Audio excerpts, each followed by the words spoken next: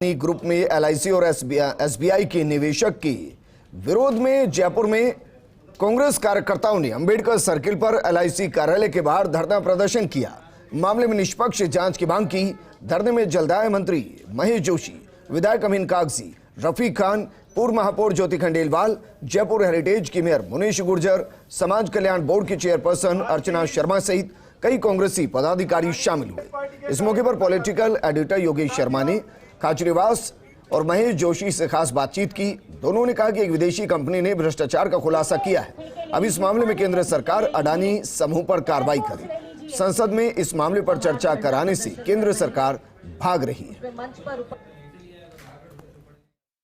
जयपुर के अंदर एलआईसी का प्रधान कार्यालय है, उसके बाहर कांग्रेस के कार्यकर्ता पहुंच चुके हैं। हमारे साथ है महेश जोशी, हमारे साथ है प्रताप सिंह खाचरियावास, मंच पर अर्चना शर्मा है, ज्योति खंडेलवाल, मेयर मुनीश गुर्जर, सीताराम अग्रवाल, तमाम प्रमुख प्रदेश कांग्रेस के अध्यक्ष पहुंचेंगे। महेश जी से बात करेंगे, प्रताप जी से बात करेंगे। महेश जी, कुछ दिनों पहले आपने ईडी के बाहर प्रदर्शन किया था यहीं पर, आज फिर एलआईसी के बाहर प्रदर्शन करें, तो क्यों लगातार इस तरह के जो क्रम है जो जनता से सीधे तौर पर जुड़े हैं और कांग्रेस को प्रदर्शन करने की जरूरत पड़ रही है? देखिए, पूरे देश की संपत्ति 20,000 करोड़ रुपए का कुछ हाथों में सीमित करने का एक षड्यंत्र देश में रचा जा रहा है, और उसके बावजूद भी जिसमें एक हद तक वो सफल भी है।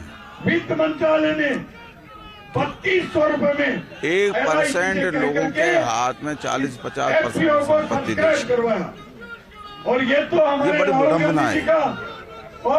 और वो किस तरीके से कर रहे हैं, जनता के साथ खेल कर रहे हैं, गलत तरीके से, अनुचित तरीके से अपने शेयर्स के वैल्यू बढ़ा के जनता को ललचा रहे हैं। जनता को के सामने एक तरीके से करना चाहिए, झूठ पेश करके जनता को बरगला रहे हैं, भ्रम पैदा कर रहे हैं, जिससे जनता उनके शेयर खरीदे। ये जो नुकसान हुआ है, ये अडानी का नुकसान नहीं। हिंडनबर्ग की रिपोर्ट आई तो उसमें अडानी को नुकसान नहीं हुआ, देश की जनता को नुकसान हुआ। इन्होंने खारिज कर दी, क्योंकि शेयर मार्केट कॉर्पोरेट सेक्टर का यही खेल है। पैसा जनता का होता है और कंट्रोल सिस्टम पे किसी और का होता है। हमारा ये कहना है कि जनता का पैसा है, और अब तो ये और हो गया कि जो सरकारी अर्ध सरकारी संस्थाएं हैं, एलआईसी जैसे, उनका पैसा भी कॉर्पोरेट सेक्टर में लगाने लग गए। जो न्यू पेंशन स्कीम है, उसका पैसा भी शेयर मार्केट में लगाने लग गए। तो ये जो खेल चल रहा है, जब इस खेल का पर्दाफाश हुआ कि कैसे अडानी ने अपने शेयर की कीमत बढ़ाकर जनता को धोखा दिया, देश को, दुनिया को धोखा दिया, और हिंडनबर्ग कंपनी जिसने इस घोटाले को उजागर किया, वो खुले में करिए। अडानी चाहें तो कोर्ट में जाके हम पे केस कर सकते हैं, केस नहीं कर रहे हैं। तरह तरीके से बयान देके अपने आप को झूठे तरीके से सच साबित करने की कोशिश करते हैं।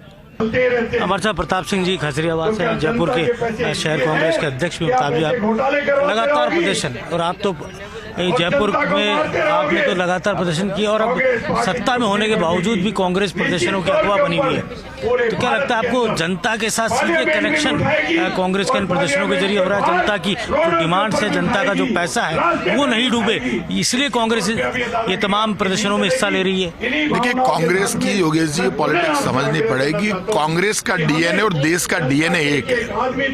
जहां हिंदू, मुसलमान, सिख, ईसाई, फारसी, जैन, पूरा देश तिरंगे को लेकर खड़ा हो, वही कांग्रेस का मंच है। हम तो शुरू से कह रहे हैं, राहुल गांधी शुरू से कह रहे हैं कि अडानी, अंबानी जैसे 50 जो उद्योगपति है, यदि आपने इनको कंट्रोल नहीं किया तो देश की अर्थव्यवस्था चौपट हो जाएगी। आज वो सही हो रही है। सीतारमण जी कह रही है कि छोटे मोटे मामले तो होते रहते हैं। सुशील मोदी जी जयपुर आकर कहते हैं कि लाखों लोगों को रोजगार देते हैं, तो एहसान कर रहे हैं क्या? हम ये नहीं, कोई अडानी अंबानी मुद्दा नहीं है, लेकिन एलआईसी बैंकों का पैसा पार्टनर बना लिया, तो आपने जो इतना ज्यादा पैसा बना के आपने जो गड़बड़ की है, उस गड़बड़ का तो जवाब आपको देना पड़ेगा। एक सवाल महेश जी बहुत ही जरूरी है आपसे करना। आप उसी वर्ग से आते हैं, ब्राह्मण वर्ग, जिसे पंडित भी कहा जाता है, और आरएसएस के प्रमुख ने जिस तरह की बात की मोहन भागवत जी ने SC या जात पात को लेकर, उन्हें सीधे पंडितों को दोषी ठहराया। मैं उनके बयान की निंदा करता हूँ।